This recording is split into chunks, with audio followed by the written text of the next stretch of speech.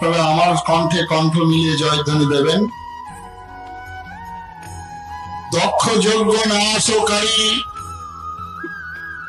ত্রিশূল পিনাক ধারী দেবাদিদেব মহাদেব কি, রক্ষ বংশ ধ্বংসকারী ধনুর্বাণধারী ভগবান রামচন্দ্র কি, সুদর্শন চক্রধারী ধর্মরাষ্ট্র সংগঠনকারী ভগবান শ্রীকৃষ্ণ কি। আজকে বাঙালি পরাক্রম দিবস, বিজয় দিবস, এই অনুষ্ঠানে সংঘ পরিবারের আহ্বানে হাজার হাজার দেশপ্রেমী ধর্মপ্রেমী মা ভাই বোন উপস্থিত হয়েছেন। বক্তব্য রাখছিলেন মঞ্চে বিশিষ্ট গুণীজন শিক্ষাবিদ এবং এই আহ্বানে সাড়া দিয়ে সন্ন্যাসী ভাইরা এসছেন। আপনারা যারা নহে ধন নহে মন, জীবনে সর্বাপেক্ষা প্রিয় বস্তু করিয়া ইন্ধন, জ্বালাইছে হোম হুতাসন, ত্যাগব্রতী সন্ন্যাসী, আপনারা আপনাদের নিজেদের শ্রাদ্ধ করে বিরজা হোম করে সন্ন্যাসী হয়েছেন। এই সন্ন্যাসীরা মেঘাসুর বধের সময় দধিচি তার অস্থি নির্মাণ করে দিয়েছিলেন। এখানে সন্ন্যাসীদের প্রণাম নিবেদন করছি। আজকে যারা এসছেন শ্রদ্ধেয় সম্মুখে বিভিন্ন দলের রাজনৈতিক ব্যক্তিত্ব, তাদেরকেও শ্রদ্ধা জানাচ্ছি। হিমালয়ের পাদদেশে পরিভ্রমণ করছেন, দেখছেন কতগুলি যুবক শ্বেত বস্ত্রধারী, তাদের সামনে একজন ভারত মায়ের মূর্তি, অষ্টদূতি তাদের নড়ছে, বন্দে মাতরম বন্দে মাতরম বন্দে মাতরম। দেখছেন আমার বাংলার বাঙালি ঋষি বঙ্কিমচন্দ্র ধ্যানমগ্ন হলেন।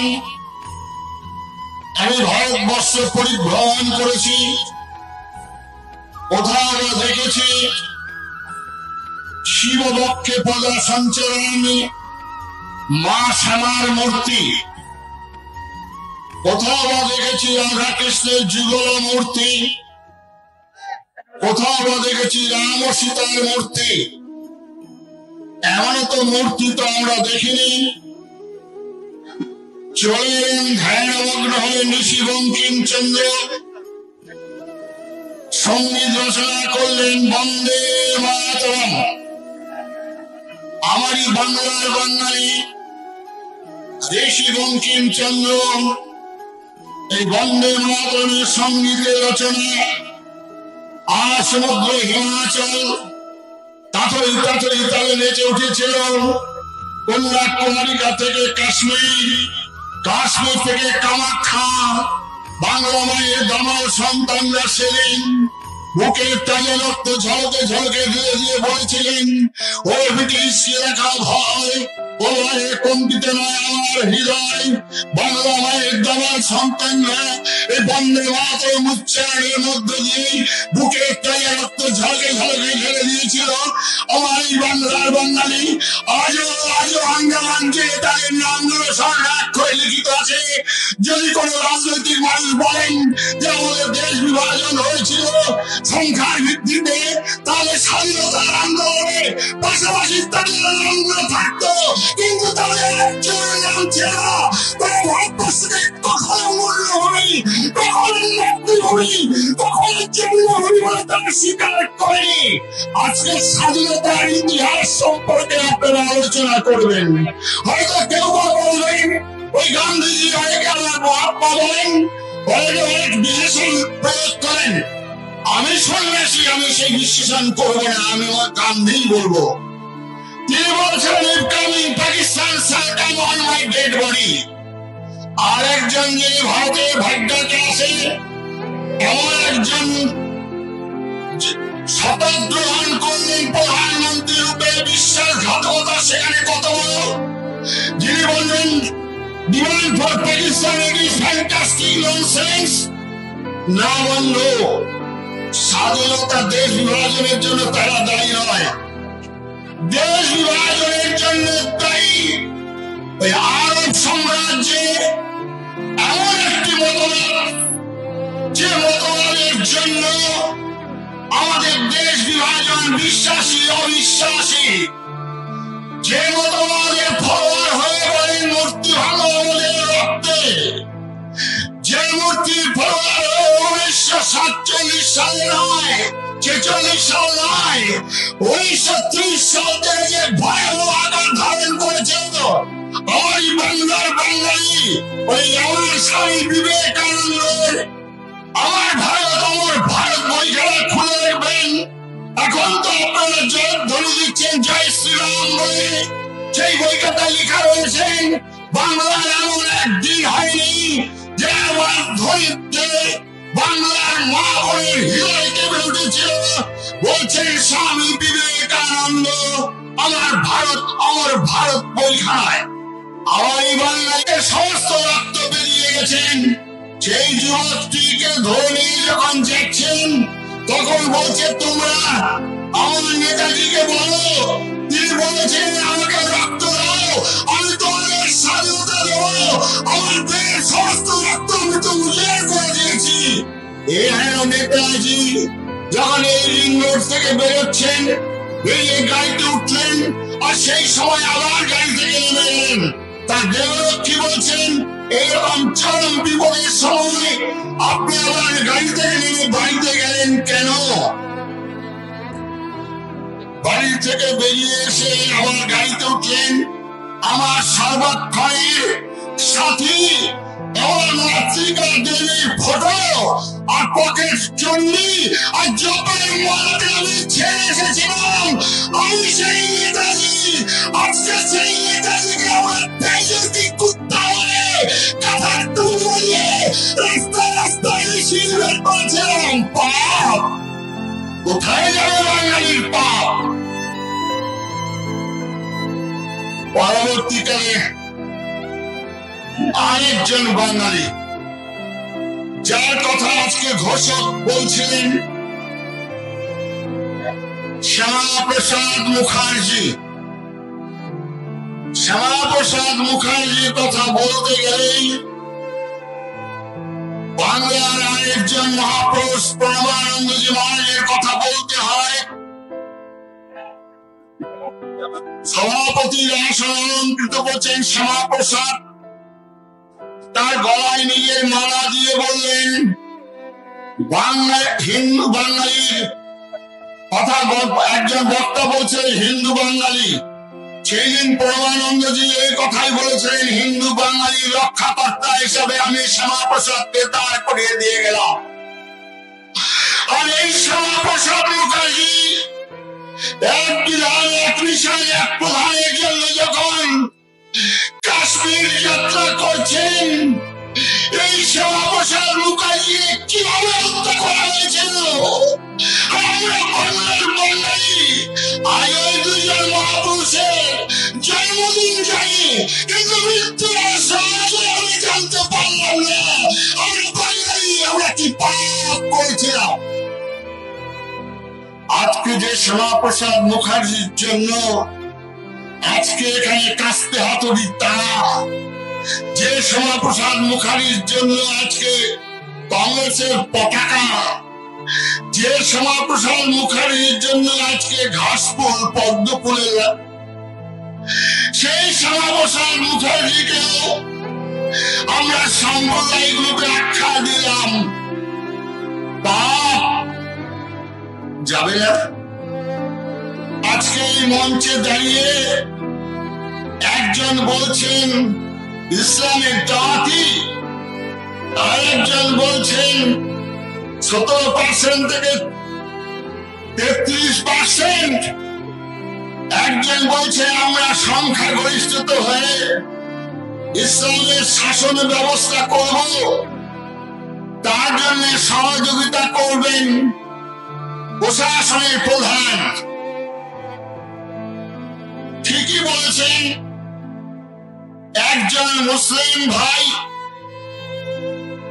তার ধর্ম গ্রহণ করেছেন,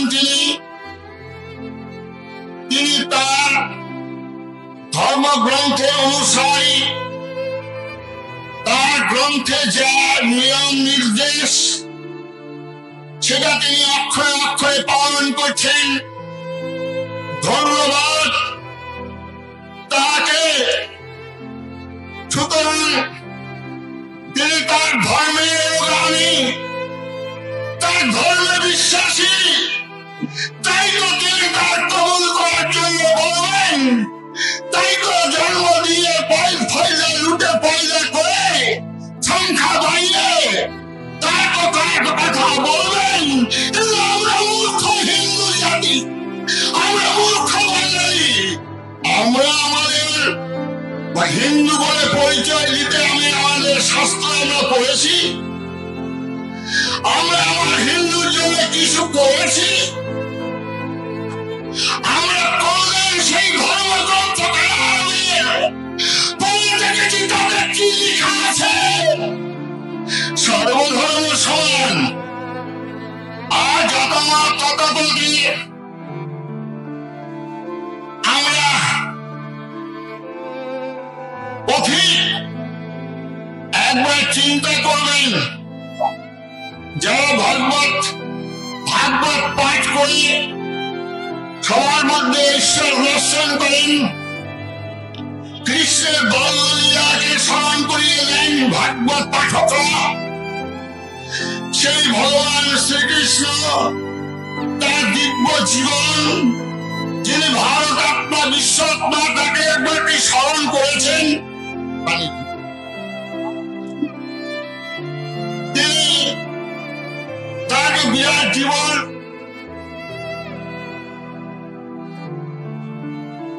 বৃন্দাবনে ছিলেন 11 বছর, তারপরে বৃন্দাবনে ফিরে যাননি। আর আমরা সমস্ত বাংলার বাঙালি ওই ভাগবত পাঠ আর লীলা কীর্তনে আমরা ব্যস্ত থাকলাম। কোথার থেকে রাধাকে নিয়ে এসে কৃষ্ণের পাশে বসিয়ে দেওয়া হলো। ডক্টর শশীভূষণ দাশগুপ্তের লেখা রাধার ক্রমবিকাশ, ঋষি বঙ্কিমচন্দ্রের কৃষ্ণ চরিত্র বইখানা খুলে দেখবেন। আমরা বাঙালি শ্রীমৎ ভগবত গীতা এই লক্ষ্যকণ্ঠে পাঠের কাণ্ডারি বসে আছেন পূজ্য স্বামী নির্গুণানন্দজি মহারাজ। শ্রীমৎ ভগবত গীতায় হয়তো আপনারা একটাই শ্লোক মুখস্থ রেখেছেন, সেই শ্লোকটা হচ্ছে যদা যদা ই ধর্মস্য গ্লানির্ভবতি ভারত অভ্যুত্থানম তদাত্মানং সৃজন্মহং পরিত্রাণায় সাধুনাং বিনাশায় চ দুষ্কৃতাং ধর্ম সংস্থাপনার্থায় সম্মেলনী যুগে যুগে। আরে ভগবান এখানে বিনাশ কথাটা ব্যবহার করেছেন। বিনাশ কথাটা ব্যবহার করলে মালাচন্দ্রের মধ্যে দিয়ে হয় না, বিনাশ কথাটা ব্যবহার করতে লীলা কীর্তনের মধ্যে হয় না, বিনাশ কথাটা ব্যবহার করতে গেলে নৌকা বিলাসের মধ্যে হয় না, বিনাশ কথাটা ব্যবহার করতে গেলে রাসলীলার মধ্যে হয় না। বিনাশ কথাটার জন্য চাই শক্তি, শক্তি, শক্তি।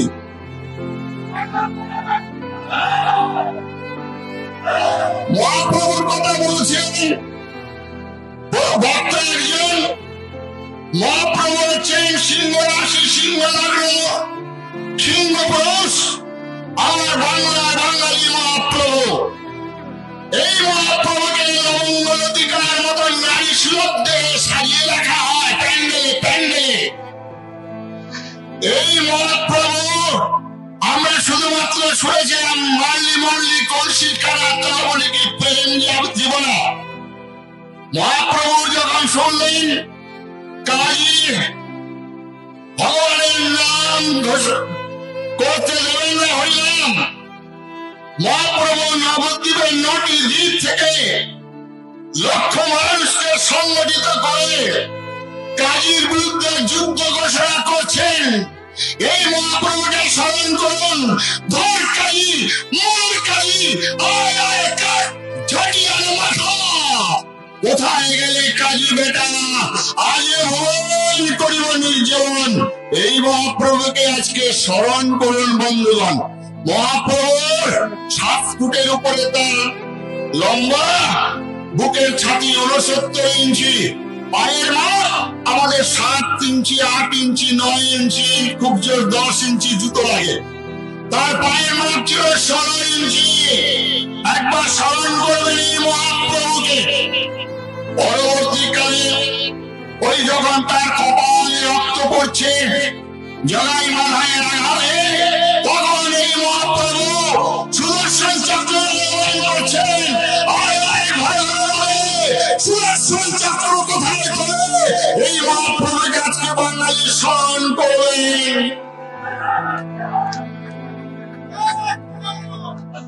পরবর্তীকালে রবীন্দ্রনাথ ঠাকুর আমার খুব শ্রদ্ধেয় বসে আছেন আজকের সভাপতি।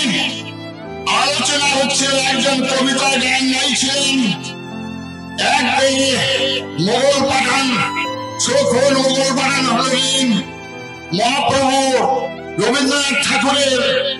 এই কবিতাটা বাস্তব হয়নি, এক দেহে মোগল পাঠান লীন হয়নি বন্ধুগণ। তাই রবীন্দ্রনাথ সংশোধন করলেন। ওইটাই 32 সালে কি লিখলেন রবীন্দ্রনাথ? দিবে আর নিবে, মিলাবে আর মিলিবে, যাবে না ফিরে, এই ভারতে মহামানবের সাগর তীরে। আমরা রবীন্দ্রনাথের এই কবিতা জানি।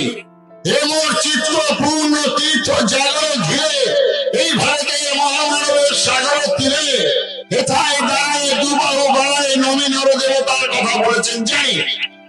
কিন্তু এই রবীন্দ্রনাথ 1905 সালে বঙ্গভঙ্গ আন্দোলনের রোধে যেমন ঝাঁপিয়ে পড়েছিলেন, এই রবীন্দ্রনাথ যখন দেখলেন 6 সালে যে বীজটা রোপণ হয়েছিল, 16 সাল 32 সালে রূপে ধারণ করলেন। আর আমাদের রাজনৈতিক নেতৃবর্গ সেদিন এই বন্দে মাতরম ধ্বনি যেটা বলেছিলেন, হৃদয়ে ভক্তি বাউতে সত্যি মন্দিরে মন্দিরে তোমার মূর্তি করি। আর সেই সঙ্গীতকে চ্যালেঞ্জ করানো দর্শন সৃষ্টিকরণের রাজনীতির মধ্য দিয়ে কেঁদেছিলেন সেই রবীন্দ্র আত্মা, কেঁদেছিলেন বিবেকানন্দের আত্মা, কেঁদেছিলেন পরমানন্দ। যে 47 সালে নির্বাচন হয়নি, নির্বাচন হয়েছে বন্দে মাতরমের সঙ্গীতের ছেলের মধ্য দিয়ে বন্ধুগণ।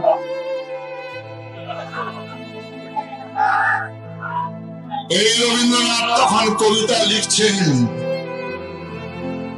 নারীরা চারিদিকে ফেলেছে বিষাক্ত নিঃশ্বাস, শান্তি ললিত বাণী শুনাইবে ব্যর্থ পরিহাস। তরুণের সাথে সংগ্রামের করে প্রস্তুত হতে ঘরে, প্রস্তুত হতে ঘরে, প্রস্তুত হতে ঘরে।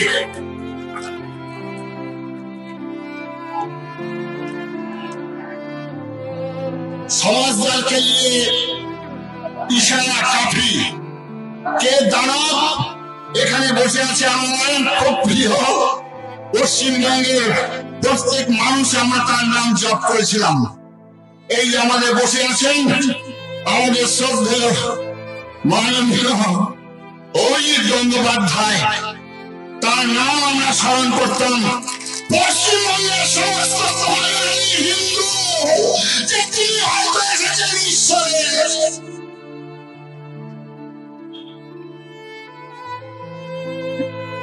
আজকে 1905 সালের পরই এইরকম রবীন্দ্রনাথ হয়ে গেলেন। এবারে আমাদের কথা, বিবেকানন্দের কথা আমরা সবাই উচ্চারণ করি, জানি, অনেক মুখস্থ বিরাট শিক্ষাবিদ স্বরূপবাবু। বিবেকানন্দ সেই দিন চিকাগো শহরে দাঁড়িয়ে, এখানের মতো জায়গায় নয়, এখানে দাঁড়িয়ে বলেছিলেন সর্বাপেক্ষা প্রাচীন সন্ন্যাসী সমাজের পক্ষ থেকে সর্বধর্মের জননী স্বরূপা কোটি কোটি হিন্দু নরনারীর পক্ষ থেকে আমি আপনাদের অভিনন্দন জ্ঞাপন করতেছি। বিবেকানন্দ সেদিন বলছেন, পৃথিবীর সমস্ত বিতাড়িত জাতি গোষ্ঠীকে যে দেশ আশ্রয় দান করেছেন, সে দেশের পক্ষ থেকে আপনাদের ধন্যবাদ জ্ঞাপন করিতেছি। বিবেকানন্দ সেদিন বলছে, আমার বাংলার যুবক বলছেন দাঁড়িয়ে, ভারতবর্ষের প্রান্ত থেকে গৈরিক বস্ত্রধারী সন্ন্যাসী সেদিন আহ্বান করছেন কাফের নয়, সেদিন আহ্বান করছেন হিরেন নয়, সেদিন কাফের আবেদন করছেন পাপী নয়, আবেদন করছেন শ্রীমন্ত বিশ্বের অমৃতস্য পুত্রঃ অজে ধর্মী বিজ্ঞানী পাস্তর বিরাহবেদন পুরুষবন্তম আদিত্য বর্ণম তমসা পরস্পর তমেব বিদিত্বা মৃত্যুমেতি নান্য পন্থা বিদ্যতে আনায় মৃত্যুকে জয় জয় নান্য পন্থা। বলছেন ভারতবর্ষের প্রান্ত থেকে একজন সন্ন্যাসী, বিবেকানন্দের আহ্বান। এই বিবেকানন্দের বাণী আপনারা সবাই মুখস্থ রেখেছেন। 1965 সালের আগের বিবেকানন্দের বাণী রচনা এখানে যাদবপুরের সত্যানন্দ দেবায়তনের বইখানা আছে, স্বামী মৃগানন্দের লেখা বিবেকানন্দের হিন্দু চেতনা, সেই বইতে এখন থেকে সব অমিত হয়ে গেছেন। আপনারা সবাই ঘরে ঘরে বাংলার বাঙালি, বহু রূপের সম্মুখে তোমার ছাই কথা খুঁজেছি ঈশ্বর, জীবে প্রেম করে এইজন সেইজন সেবিছে ঈশ্বর, মুখস্থ করেছেন। খুব ভালো কথা। বিবেকানন্দ যা বেঁচে যাচ্ছেন, একজন পাদ্রী সাহেব হিন্দু ধর্ম সম্পর্কে নিন্দা করছেন। বিবেকানন্দ কলেজে গিয়ে বললেন, হিন্দু ধর্মের মহত্ব, হিন্দু ধর্মের বৈশিষ্ট্য, হিন্দু ধর্মের বিশ্বজনীন আদর্শ তুমি জানো না, কেন শুধু শুধু আমার ধর্ম সম্পর্কে নিন্দা করছেন? সাহেবটা বেশি করে নিন্দা করছেন। বিবেকানন্দ তখন জামার আস্তিনটা গুটালেন, গুটিয়ে নিয়ে বজ্র মুষ্টি ধারণ করলেন, নাকের সামনে গিয়ে বললেন, if you want more, you will understand, তুমি আর একবার আমার ধর্ম সম্পর্কে নিন্দা করো, তোমাকে খুশিতে সমুদ্রজাত করবো। তা তো বিবেকানন্দ বলতেই পারতেন, পাগলে কিনে বলে ছোটলে কিনে খায়। বিবেকানন্দ বলতেই পারতেন তার গুরুকে যত মর্ত দেওয়া। বিবেকানন্দ বলতেই পারতেন হাতি জয় বাজারে কুত্তা হবে না খমে, বন্ধুগণ এটা হয় না। তাই বিবেকানন্দ বলেন, is what we want, stand,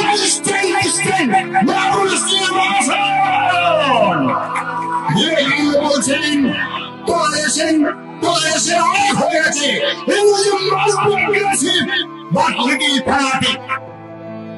আজকে বাংলার বাঙালির বিজয় দিবসে আপনাদের সেইটাই স্মরণ করে দেওয়ার জন্য বলছি। তারপরে আজকে আবার এখানে নজরুলের কথা বলেছিলেন, আমাদের এখানে বক্তব্য এবং মাও নজরুলের পাঠ করলেন। সেই নজরুলের কবিতা দিয়ে আমি শেষ করব বক্তব্য। নজরুল বলছেন, কালো মায়ের পায়ের তলায় দেখে গেলে আলোর নাচন। এই নজরুল আবার কবিতা লিখেছেন, হে পার্থ সারথী বাজাও বাজাও তব পাঞ্চজন্য শঙ্খ, ঢোলকেলি টঙ্কার হানো হানো, গীতার মন্ত্রে জীবন দাও। কিন্তু বললেন না বাইবেল, স্মরণ করিয়ে দিলেন।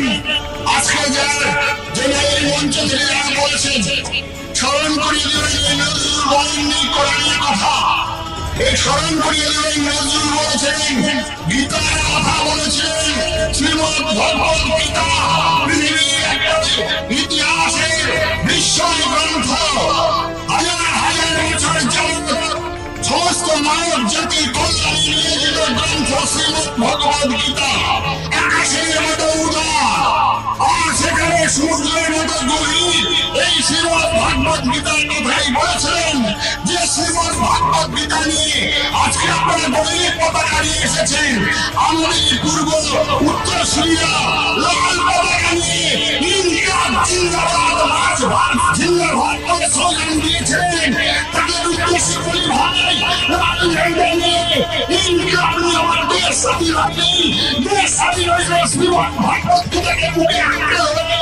তাই তো বলেছিলেন ওই আমার খুঁজলাম হাসি হাসি করবো ফাঁসি, দেখবো ভালোবাসি একবার বিদায় দাও ঘুরে আসি। এই শ্রীমদ্ ভগবত গীতা নিয়ে 1947 উচ্চারণে আমার বাংলায় খাওয়ার সন্তানরা পবিত্র উল্লেখের মতো গৌরবকে প্রমাণ করে দিয়েছিল আমরা হিন্দু, আমরা মরিনি, আমরা মরিনি, আমরা মরিনি। তাই নজরুলের এই কবিতাটি যারা এখানে শিক্ষিত মানুষ আছেন, এখানে একজন রাখুন, এটা আমার খুব ওনার কথাটা পরেই বলবো, পাখার গল্প বলে শেষ করবো দিলীপ দা। তো আপনাদের উদ্দেশ্যে বলি, নজরুলের এই কবিতাটি কত রহস্য, এর তাৎপর্য বিশ্লেষণ করবেন একটু আপনারা প্রত্যেকেই। কি বললেন তিনি? নয় মণি বলেছেন আর প্রাণ বলেছেন হিন্দু। এখনই অ্যাক্সিডেন্ট হলো, দেখা গেল চোখ দুটো নষ্ট হয়ে গেছে, তাহলে আপনারা আই ব্যাংকে যাবেন, সেখানে চোখ পাওয়া যায়, চিকিৎসা করবেন। যদিও অঙ্গদান করেন আমাদের দুর্বল হিন্দুরা, মুসলিমদের ভাইদের মধ্যে বলছে না আমাদের অঙ্গদান করতে নেই, আমাদের যা দিয়েছেন তা নিয়ে আমরা যাব, আর আমরা সবাই সেই অঙ্গ প্রত্যঙ্গটা ব্যবহার করেন। তাই এই নয়নের মণি পাওয়া যাবে।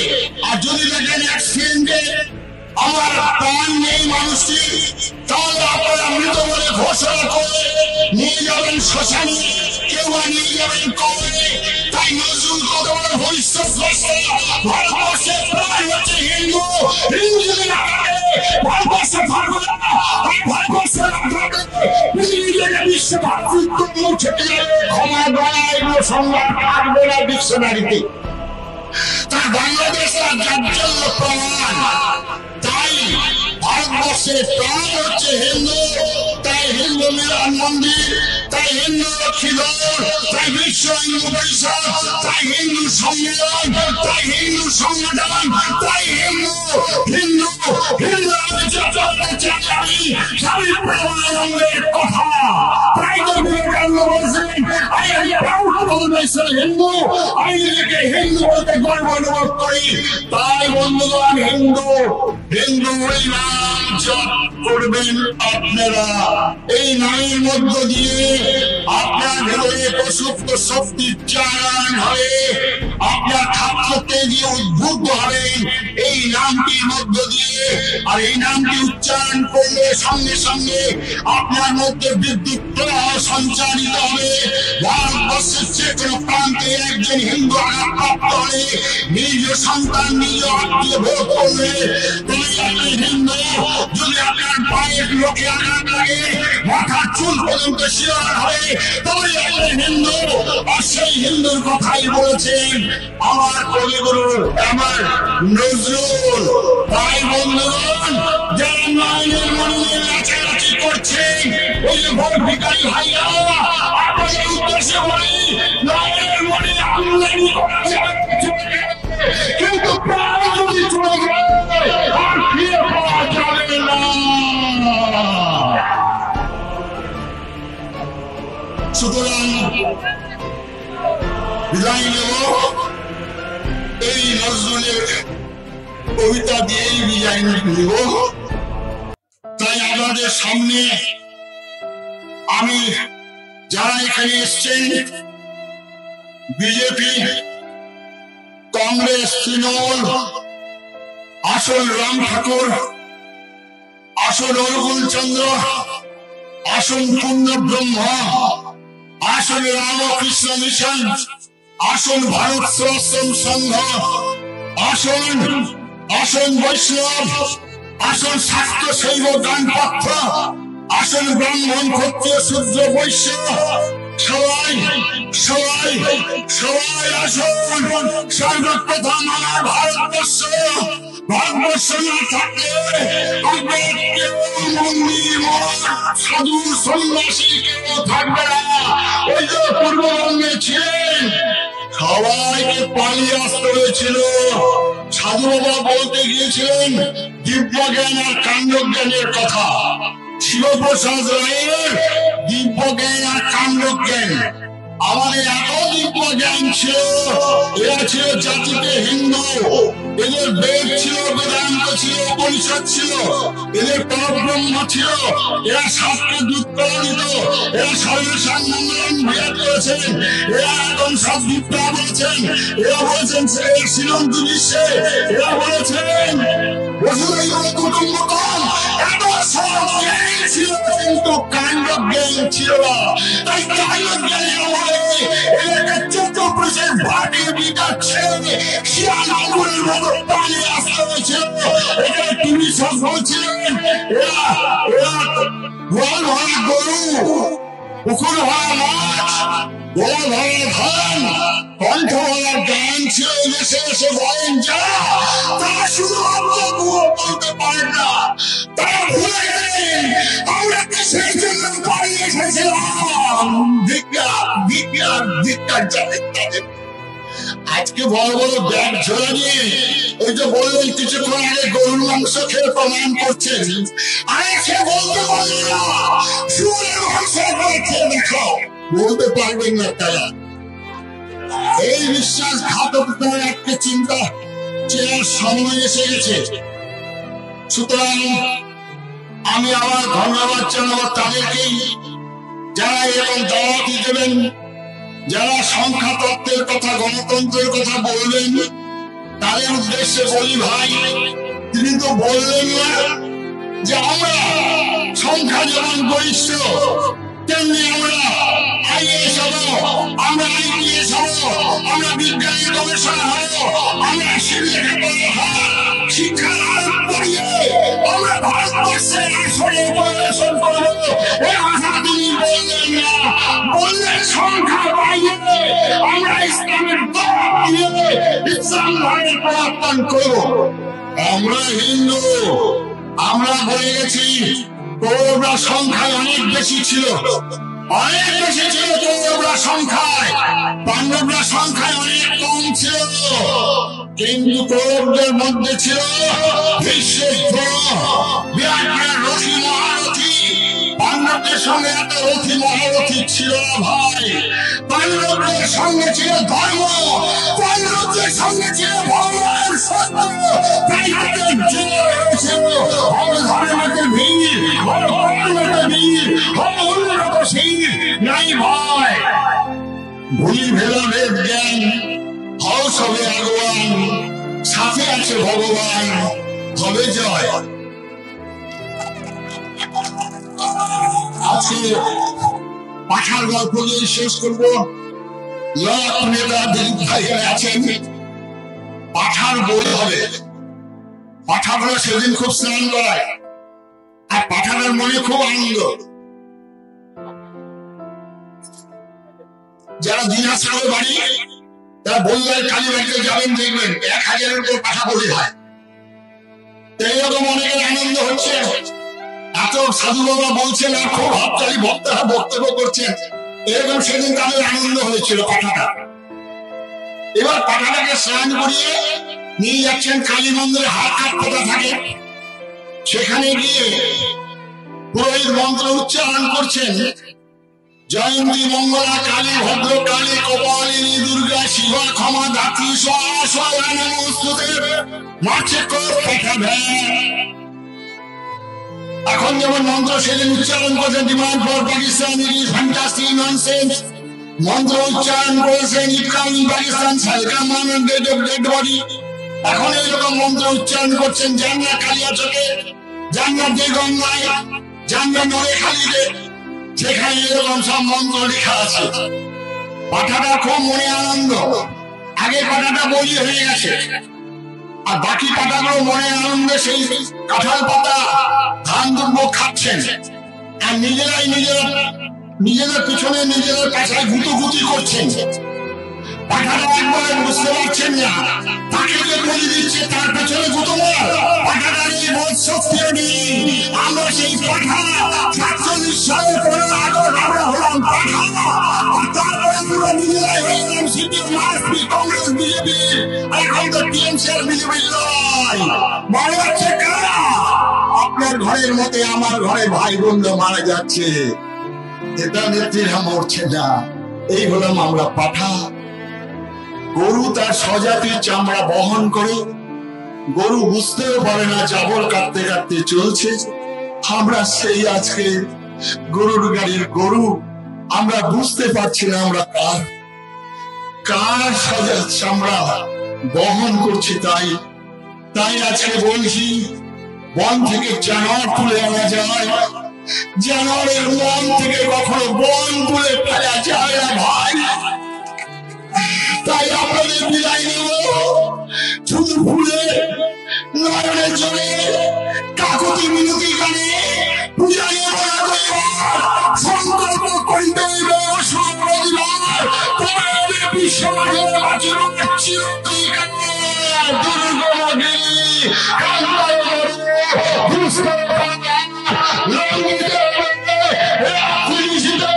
হিন্দু বাঙালিরা হুঁশিয়ার হুঁশিয়ার হুঁশিয়ার।